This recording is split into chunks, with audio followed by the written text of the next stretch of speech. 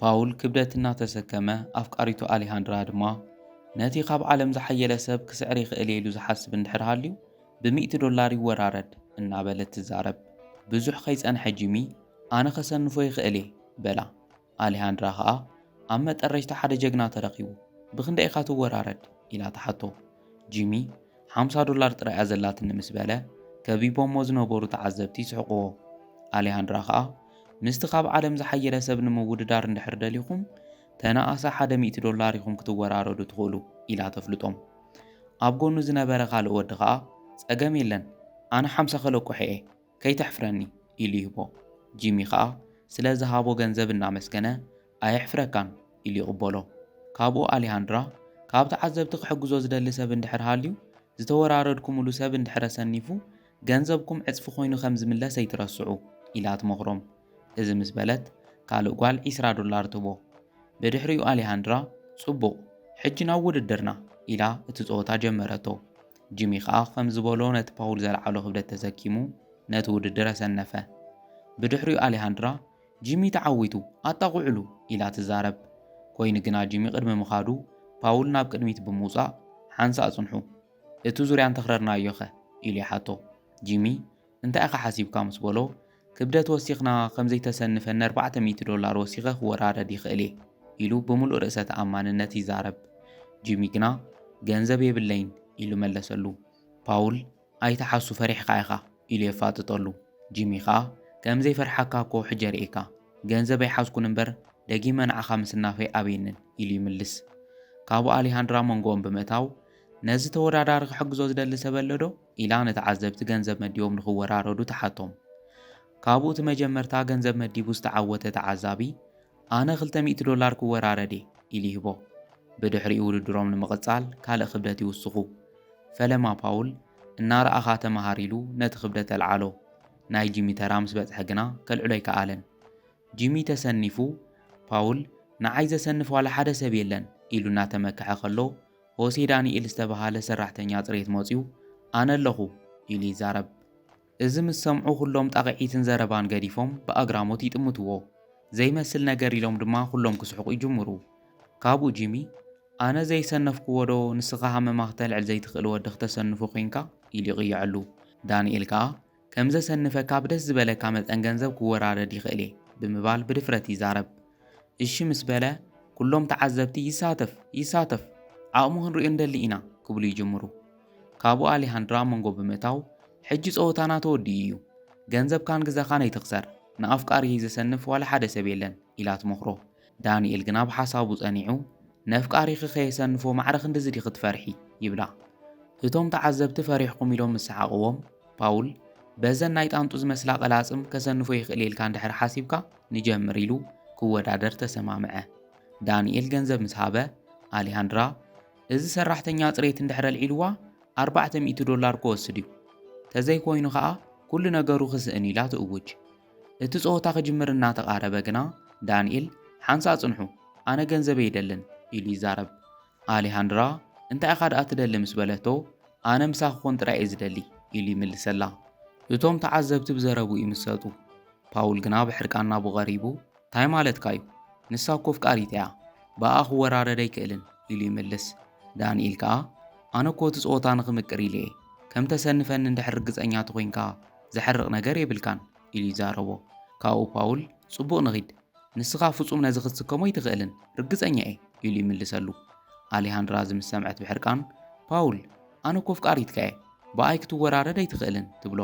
ፓውል ግና ብሕርቃን ኣነ ተይለ በቃ ተወዲኡ እዩ ዝበልኩ ክትገብሪ ኢሉ የጠንቅቓ እሞ ንዳንኤል ቀጽል ይብሎ። ብድሕሪኡ ዳንኤል ነቶም ተዓዘብቲ ኩለኹም ከም ዝሰማዕኹሞ እንድሕር እዚ ክብደት ኣልዒለዮ ነዛ ምልክዕቲ ጐርዞ ሒዘ ኸደ እንድሕር ተሰኒፈ ኸኣ ኩሉ ገንዘበይ ክስእን እየ ይብሎም። ኣብዚ ግዜ ጂሚ እወ ሰሚዕና ኢና ሕጂ እንድሕር ቀላጽምካ ማዕረ ኣፍካ ገጂፍ ኮይኑ ርኤና ኢሉ ይቕይዐሉ። ካብቶም ተዓዘብቲ ሓደ ድማ እዚ ቀጢን ወዲ ከም ዘሰንፍ ኣነ እውን $100 ክምድብ ይኽእል እየ ኢሉ የገርሞም። ኣሌሃንድራ ነቲ ወዲ እስካዕ ክንዲዚ ሰብ ኣይትእመን ኢላ ትመኽሮ። እቲ ወዲ ኸኣ ኣብ ሰባት እምነት ምግባር ይፈቱ እየ ኢሉ ይምልሰላ። ካብኡ ፓውል ብሕርቃን ገንዘብካ ምሳኣንካ ክደግሞ ኢኻ ኢሉ የፈራርሖ። ዳንኤል ከልዕል ምስ ደነነ ተዓንቂፉ ይወድቕ። ፓውል ከኣ ከቢድካ ግዲ ኢሉ ይቕይዐሉ። ኮይኑ ግና ብዙሕ ከይጸንሐ ዳንኤል ከይተጸገመ ይልዕሎ። ፓውል ብኣግራሞት ብፍጹም ክኾነ ኣይክእልን ከመይ ጌርካ ልዒልካዮ ኢሉ ይሓቶ። ዳንኤል ድማ ኣትሒትካ ክትግምተኒ ኣይነበረካን ሕጂ ስልማተይ ሒዘ ክኸደ ኢሉን ኣሊሃንድራ ኢዱ ይዘርግሐላ። ፓውል ብሕርቃኖም መንጎ ብምእታው ኣፍቃሪተይ ሒዝካ ክትከደ ኣይፈቅድን ይብሎ። እቶም ተዓዘብቲ ግና ኣሰኒፍካ እዩ ቃልካ ክትሕሎ ኣለካ ኢሎም ተኻትዕዎ። ዳንኤል ድማ ኣጆኻ ጽቡቕ ገይረ ክሕብሕባ ኢሉ ክሕርቆ ይፍትን። ፓውል ሓሪቑ ከስሕቆም ኢልካ ዲኻ ትዛረብ ዘለኻ በለብ ደገ ክንራኸብ ኢና እንድሕር ትደግማ ኮንካ ድማ ክንርኢ ኢና ኢሉ የፈራርሖ። ዳንኤል ግና ዋላ ሓንቲ ከይመሰሎ እናሰሓቐ ንኣሊሃንድራ ሒዝዋ ይኸድ። እቲ ገንዘብ ዝተወራረደ እውን ገንዘቡ ንክህብዎ ይሓትት። ካብኡ ንኩሎም ኣብኡ ዝነበሩ ተዓዘብቲ ክእንግደኩም ኢሉ ሒዝዎም ከደ። ኩሎም ተዓዘብቲ ምስ ከዱ ጂሚ ሓንቲ ፀወታት እንውስኽ ከሲርና ነርና ካበይ ከመፅዩ ኢሉ ይሓቶም። ስቴፋንያ ከዓ ንፓውል እቲ ወዲ ነፍቃሪትካን ኩሉ ነገር ኣባላሽዮምዎ ትብሎ። ፓውል ከዓ ኣነ ኾንኩ ንሳ ከልዕሎ ኢልና ይገመትናን ኢሉ ይምልሰላ። ንሳ ድማ ኣይራእኻያ እንዲኻ ብታሕጓስ እናኸደት ኢላ ትሕርቆ። ካብኡ ጂሚ ኣብ ቀጻሊ ካብ ሕግና ክንወፅእ የብልናን ከምኡ እንድሕር ኮይኑ መጠረሽታና ምኽሳርና ይተርፍን ኢሉ ኣቑሑቶም ምልዓል ይጅምር። ብኻልእ ገጽ ዳንኤል ምስ ኣሊሃንድራ እናኸደ ኣሊሃንድራ ንዓይ ከመቕሓ ክትወራረደለይ ግና ከመይ ይኽኢልካ ኢላ ተሓቶ። ዳንኤል ከዓ ክተመስግንኒ እዩ ዝግባእ ኢሉ ይምልስ። ንምንታይ ምስ በለቶ ከምኡ ሳላ ዝገበርኩ ካብቶም መታለልቲ ኣዕርኽቲ ክነፃ ውፅእኪ ኣይተሓጐስክ እንዲኺ ኢሉ ይሓታ። ኣሊሃንድራ ከምዘይተረድኣ እንታይ ማለትካ እዩ ኢላ ተሓቶ።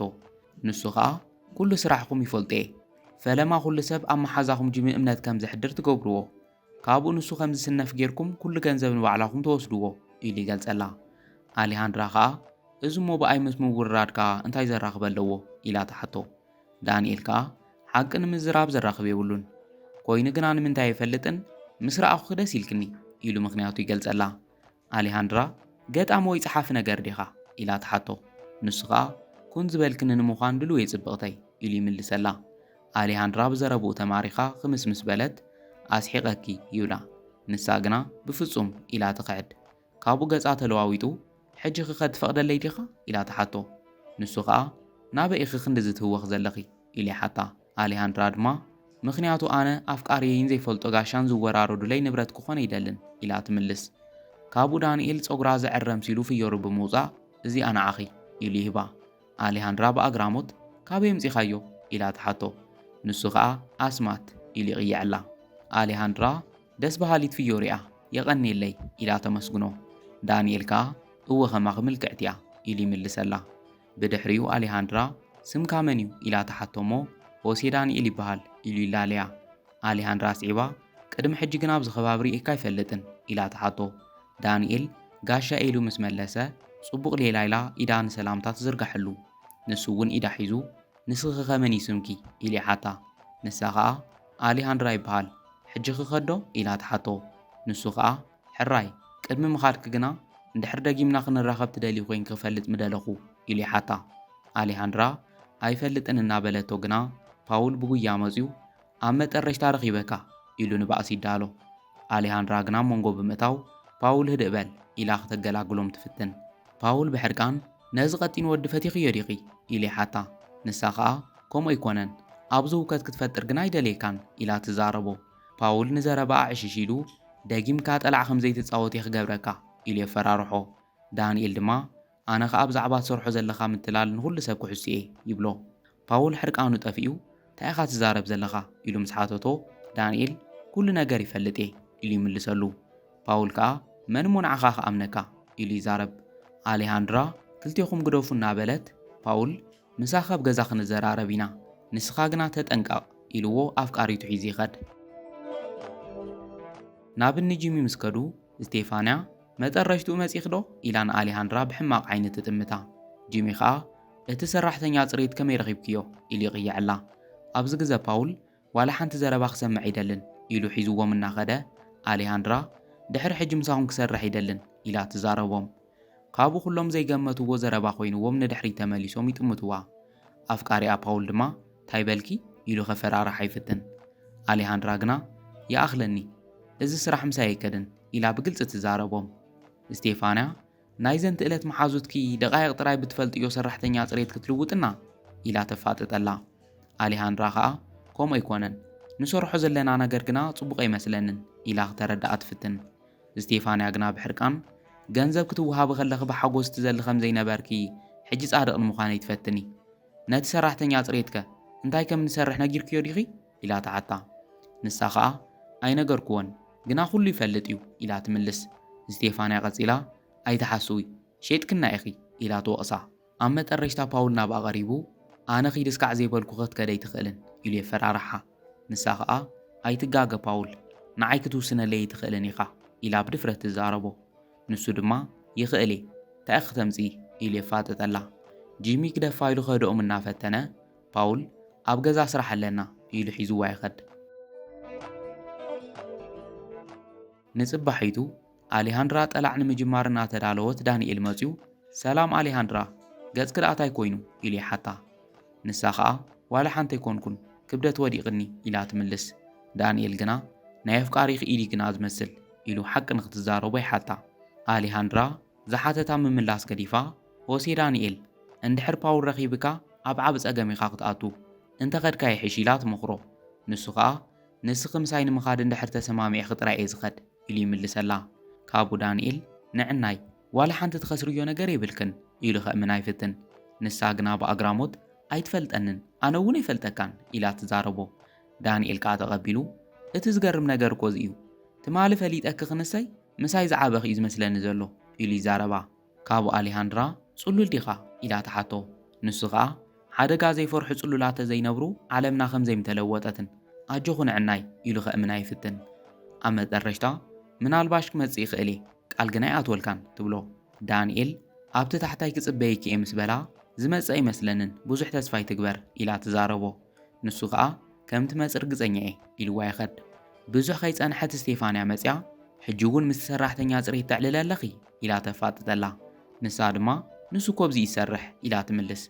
ካብኡ ስቴፋንያ ትማሊ ፓውል እንታይ ከም ዝገበረ ክትፈልጢ ኢኺ ደጊምካ ከይተሕርቕዮ ኢላ ተጠንቅቓ።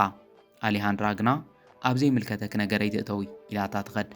እናኸደት ከላ ፓውልን ጂሚን ጎፍ ንጎፍ ረኺቦም ናበይ ትኸደ ኣለኺ ኢሎም ይሓትዋ። ንሳ ኸኣ ረሲዐዮ ዘይነገርኩኻ እምበር ሎሚ ናይ ዶክተር ቆፀር ኣለኒ ኢላ ንኽትከድ ክፈቕደላ ተሓቶ። ንሱ ኸኣ እሞ ስራሕ ክንጅምር እናበልና ዲኺ ትኸዲ ኢሉ የፋጥጠላ። ኣሌሃንድራ ናይ ሕክምና ቆፀር ኣለኒ ብተወሳኺ ኸኣ ገጸይ ከም ዝተበላሹ ሰባት ክርኢነ ይደለኹን ኢላ ምኽንያታ ትገልጸሉ። ጂሚ ዝምስ ሰምዐ ሓቃያ ፓውል ተትኸዲ ሕሽ ኢሉ ይልምኖ። ኣብ መጠረሽታ ፓውል ሕራይ ኪዲ ኮይኑ ግና ተጠንቀቒ ኢሉ ንኽትከድ ይፈቕደላ። ንሳ ምስ ከደ ጂሚ ንፓውል ነፍቃሪትካ ከምኡ ክትገብራ ግና ይምተገብአን ኢሉ ይዛረቦ። ፓውል ድማ ኣነ ዋላ ሓንቲ ኣይገበርክዋን ባዕላያ ኢሉ ይምልሰሉ። ካብኡ ጂሚ ከምኡ ብምግባርካ ኮ ስራሕና ኢኻ ተበላሹ ዘለኻ ኢሉ ብትብዓት ይዛረቦ። ፓውል ድማ ንስኻ ናትካ ስራሕ ምፍጻምካ ጥራይ ርግጸኛ ኩን ኩሉ ለናቱ እንተገይሩ ጥራይ እዩ ስራሕና ዝዓቢ ኢሉ ይዛረቦ። ኣብ መንጎ ስቴፋንያ መጽያ ይኣኽለኩም ኣብ መንጎና ባእሲ ክፍጠር የብሉን ኢላ ትልሙኖም።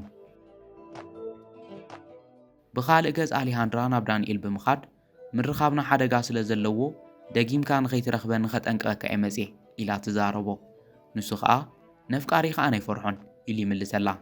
ኣሌሃንድራ ፈጺምካ ኣይትፈልጦን ተተጠንቀቕካ ይሕሽ ኢላ ትመኽሮ። ዳንኤል ግና ንምኽራዕ ሽሽ ኢሉ ካብኡ ረሓቒ ኢሉ ይዛረባ። ኣሌሃንድራ ብድሕሪኡ ኸታ ክሰርሕ ኢላ ተሓቶ። ዳንኤል ድማ ምሳይ ስርሒ ብሓደ ትሕጂ ትሰርሕዎ ዘለኹም ክንሰርሕ ንኽእል ኢና ንረኽቦ ኣታዊ ፍርቂ ፍርቂ ንማቐሎ ኢሉ ይሓታ። ንሳ ኸኣ ኩሉ ነገር ካብ ሓድሽ ክንጅምር ፈጺሞ ይኸውንን ትብሎ። ዳንኤል ግና ተስፋ ከይቆረጸ በጃኺ ምሳይ ኮይን ክፈትን እዮ ብርግጽ ኣይትፈልጥንን ምሳይ እንድሕር ኮይንኪ ህይወትኪ ከም ዝልወጥ ግና ርግጸኛ እየ ኢሉ ይዛረባ። ኣብ መንጎ እዚ ፓውል መጺኡ ኣሌሃንድራ ናይ ዶክተር ቆፀራ ከም ዘይብልኩ እኮ ፈሊጠ ነይረ እየ ኢሉ ኸፈራርሓ ይጅምር። ንሳ ኸኣ ህድእ በል ፓውል ንዕልል ጥራይ ኢና ነርና ኢላ ትልምኖ። ፓውል ግና ንዓኣ ጎቲቱ ንጂሚ ሂቦሞ ጂሚ ሒዝካያ ኺድ ኢሉ ንባእሲ ይዳሎ። ኮይኑ ግና ባእሲ ምስ ጀመሩ ዳንኤል ክወቕዖ ይጅምር። ጂሚ ክሕግዞ ከኣቱ ምስ በለ ፓውል ኢድካ ኣክብ ጂሚ ኣነ በይነ ይኣኽሎ እየ ኢሉ ብንዕቐት ይዛረብ። ካብኡ ንዳንኤል ምስ ኣውደቖ ኣሌሃንድራ ማእኸሎም ኣትያ እንድሕር ሓንቲ ኢልካ ነኺእኻዮ ናብ ፖሊስ ከይደ ንሰርሖ ዝነበርና ኩሉ እየ ክናዘዝ ኢላ ተፈራርሖ። ካብኡ ፓውል ትኽሕድኒ ዲኺ ዘለኺ ኢሉ ይሓታ። ንሳ ኸኣ ብዙሕ ግዜ ንኽትልወጥ ነጊረካ እየ ንስኻ ግን ኣይትሰምዕን ኢላ ትምልስ። ካብኡ ፓውል ሓሪቑ ሎሚ ኩሉ ነገር ከብቅዕዩ ኢሉ ክወቅዓ ጂሚ ግና ግደፍ ፓውል ስራሕና ይተባላሹ ኢሉ የጠንቅቆ ፓውል ሕጂ እውን ሕርቃኑ ከይነፈሰ ጂሚ ኢድካ ኣክብ ኢሉ የፈራርሖ ኣብዚ ግዜ ዳንኤል መንጎ ብምእታው ምስ መን ክትኮን ከም ትደሊ ባዕላ ትምረጽ ይብሎ ፓውል ከዓ ንዓይ ትመርጽ ኣሊሃንድራ ንዕና ባይ ኢሉ ይዛረባ ንሳ ግና ናቡ ቀሪባ ገጹ ጸፊዓቶና ለመና ከም ዘይሰምዐቶ ምስ ዳንኤል ትኸድ ንጽባሒቱ ኣሊሃንድራን ዳንኤልን ብሓደ ስራሕ ጀሚሮም ኣሊሃንድራ ነቲ ካብ ዓለም ዝሓየለ ወዲ ኸሰንፉ እየ ዝብል ጀግና እንተሎ ናባና መፁ ይግጠም እናበለት ክትወዓውዕ ትጅምር ካብኡ ዳንኤል ንፍዕቲ ኢኺ ኢሉ የድንቓ ንሳ ከዓ የቐኒለይ ነገራ ዝኾነልና ዶ ይመስለካ ኢላ ተሓቶ ንሱ ድማ ፈጺምክ እምነት ከይተጉድሊ ከምዘይሕፍረኪ ቃሊኣቱ ኢሉ ይሓቕፋ ኣብ መንጎ ዝግና ሓንቲ ጓል መፅያ ይቕሬታ ሓለቓ ንመዓልትታታ ኮይንካ ጠፊእኻ ኣብ ትካልና ጸገማት ተፈጢሮም ናትካ ሓገዝ የድልየና ኣሎ በጃኻ ናብ ስራሕ ተመለስ ኢላ ትልምኖ ዳንኤል ከዓ ጽቡቕ ክመጽእ እየ ኢሉ ይምልስ ኣሊሃንድራ እናተገረመት ንምንታይ ሓለቓ ኢላ ትጽውዐካ ዘላ ኢላ ተሓቶ ንሱ ከዓ ጸኒሐ ኸረድአኪ ኢሉ ንሕቶ ኣይሰግሮ ኣሊሃንድራ ግና ስለዚ ሰራሕተኛ ጽሬት ኣይኮንካን ማለት ድዩ ኢላ ተሓቶ ንሱ ድማ እወ ኣነ ናይ ባዕለይ ትካል ኣለኒ ሰራሕተኛ ጽሬት እውን ኣይኮንኩን ኢሉ ብግልጽ ይምልሰላ ንሳ ከዓ ገጹ ጸፊዓ ሓሳዊ ኢኻ ደጊምካ ከይተዛረበኒ ኢላቶ ትኸድ ብድሕሪኡ ኣሊሃንድራ እናዘረት ማስቲካ እናሸጠት ከላ ዳንኤል ባድላ ወዲኡ ጎፍ ንጎፍ ይረኽባ ንሳ ከዓ ህተ ሓሳዊ ኢላ ትጸርፎ ኣብ ሰዓት ሰራሕተኛኡ ንሱ ኹመዕልሉ ኣነ ክኸድ ኢላቶ ትርሕቕ ኣሊሃንድራ እውን ደጊምካ ከይተዛረበኒ ኢላ ንምኻድ ትዳሎ ንሱ ግና ጠጠው ኣቢሉ በጃኻ ኣሊሃንድራ እንታይ ከም ዝተፈጠረ ኸረድአኪ እዚ ፈሊጥ ክምሳይ ክትኮን ተዘይደሊኺ ይቕበሎ እየ ፈለማ ከም ሰራሕተኛ ጽሬት መሲለ ክትረኽብኒ ከለኺ ኣብኡ ዘሎ ገዛይ ንምርኣይ እየ መፅእ ንዓኹም ኣብ ውሽጢ ምስ ረኣኹም ድማ ክዘናጋዕ ደልየ እስካዕ ንዓ ክዝርኤኪ ፀወታ ይመሲልኒ ነይሩ ምስ ረኣኹ ግና ኩሉ ነገር ተለዊጡ ኢሉ ይገልጸላ ኣሊሃንድራ ከዓ ሕጂ ክሓሶት ትዛረብ ከይትህሉ ከመይ ከኣምነካ ይኽእል ኢላ ተሓቶ ንሱ ድማ ፈተ ክጸላእኺ እቲ ሓቂ እዩ ኢሉ ይምልሰላ ኣሊሃንድራ በቃ ከም ዝናዘርካ ዲኻ ኣብ ዝኸድካዮ ዋልት ተታልል ኢላ ተሓቶ ዳንኤል ድማ ኣሊሃንድራ ዓይንተይ ጠሚት ክትሓቂ ረኸብዮ ኣዒንተይ ሕሱውን እዮም ይብላ ንሳ ድማ ደጊምካ ከም ዘይትሕሱ ቃል እተወለይ ኢላ ተሓቶ ዳንኤል ድማ ደጊመ ከም ዘይሕሱ ቃል ኣትወልኪ ኢሉ ይሓቕኳ ካብኡ ክልቲኦም ተተሓሒዞም ብሓደ ይኸዱ